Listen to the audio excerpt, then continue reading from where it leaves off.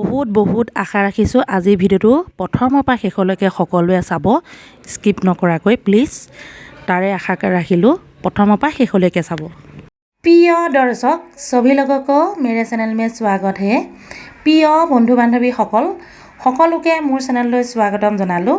আশা ৰাখিছোঁ সকলোৱে ভালে কুশলে আছে। মোৰ বাৰু বৰ্তমান ভাল। প্ৰথমতে দেখিয়ে আপোনালোকে বুজি পাইছে নিশ্চয় মই আজি কিহৰ ৰেচিপি লৈ আহিছোঁ আপোনালোকৰ মাজলৈ। আৰি মাছ আৰু নেমু টেঙা। প্ৰথমতে মই তেলখিনি গৰম কৰি লৈছোঁ। এইখিনি সৰিয়হৰ তেল হয়, গৰম কৰি লৈছোঁ। এয়া চাওক, মাছখিনি অকণমান তেলত ফ্ৰাই কৰি ল'ম। নিশ্চয় অকণমান, আপোনালোকে চাই থাকক। হালধি নিমখ একো সানা নাই। এয়া চাওক, দেখুৱাই দিছোঁ। নেমু টেঙা 2টা লৈছোঁ। আৰি মাছ আছে অকণমান সৰু চাইজৰ, 3টা আছে ইয়াত। চাফ চিকুণ কৰি ধুই পখালি লৈছোঁ। এয়া চাওক, অৱশ্যে চাফ চিকুণ কৰাখিনি বা কাটাখিনি দেখুৱাই দিয়া নাই আৰু। বেছিভাগ মই মাছৰ ৰেচিপি দিয়ে থাকোঁ, সেয়েহে ভাবিলোঁ আজি এনেধৰণে অকণমান লৈ আহোঁ। আৰু নেমু টেঙা দি কেনেধৰণে বনাবলৈ লৈছোঁ প্ৰথমৰ পৰা শেষলৈকে চাব। যদি আপোনালোকে বনাব বিচাৰিছে এনেধৰণে বনাই খাই চাব, কিমান টেষ্টি হ'ব নহয়, মানে ক'বলৈ ভাষা নাই আৰু। যিসকলে নেমু টেঙা দি মাছৰ তৰকাৰী বনাই খাইছে নিশ্চয় বুজি পাইছে কিমান সুন্দৰ হয় খাবলৈ।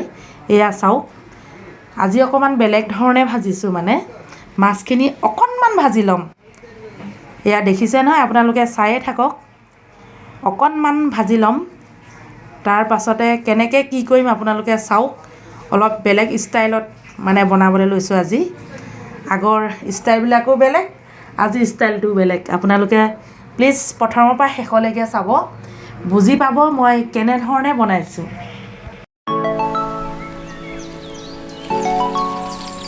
প্ৰিয় দৰ্শক, মাছখিনি ফ্ৰাই কৰা হৈ গ'ল।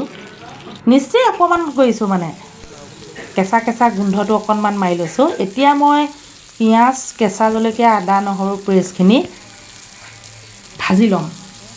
সোৱাদ অনুযায়ী দিছোঁ আপোনাৰ নিমখ, আপোনালোকে চাওক। সোৱাদ অনুযায়ী দিছোঁ হালধি। ইয়াত বিশেষ মছলা মই ব্যৱহাৰ নকৰোঁ। এনেকৈ তাজা মাছেই হওক মাংসই হওক, বেছি মছলা দি পেলাই আপোনাৰ পেটৰ অসুখ হোৱাতকৈ কম মছলা দি তাজাকৈ বনাই খাই চাব। একদম ভেৰি চিম্পুল, ভেৰি হেল্ডি হয়। আপোনালোকে চাই থাকক। মই এতিয়া আদা নহৰু পিঁয়াজ জলকীয়াখিনি এনেধৰণে ভাজি ল'ম। আৰু হাতাখনৰ সহায়ত তলত লাগি গ'লে এনেকৈ এৰুৱাই দিব লাগে। মই যেনেধৰণে এৰুৱাইছোঁ এৰুৱাই দিব লাগে, কাৰণ এইয়া চাওক কেনেধৰণে ফ্ৰাই কৰিলোঁ। একদম অকণমান ফ্ৰাই কৰিছোঁ, দেখিলে নহয়। হালধি নিমখ একো নিদিয়াকৈ ফ্ৰাই কৰিছোঁ। এইটো এটা বেলেগ টেষ্টি হ'ব, মানে আপোনালোকে চাই থাকক। এতিয়া মই কি কৰিছোঁ চাওক। পিঁয়াজ জলকীয়া আদা নহৰু গোটেইখিনি ভাজি লৈ নিমখ হালধি সোৱাদ অনুযায়ী দি ল'লোঁ। এতিয়া মই লাহে লাহে মাছখিনি এনেধৰণে এৰি দিছোঁ। অলপ বেলেগ ষ্টাইল বুলি কৈছিলোঁ আপোনালোকক, আপোনালোকে চাই থাকক। মানে একদম কেঁচা মাছৰ জোল, তাজা মাছৰ জোল।